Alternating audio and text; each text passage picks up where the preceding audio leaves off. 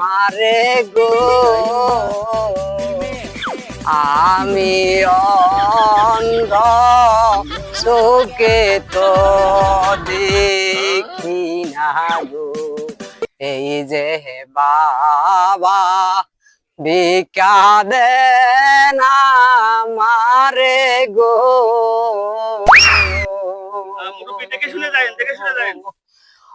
আমি অন্ধ চোখে তো দেখি না গো একটা টাকা দান করে জান আমারে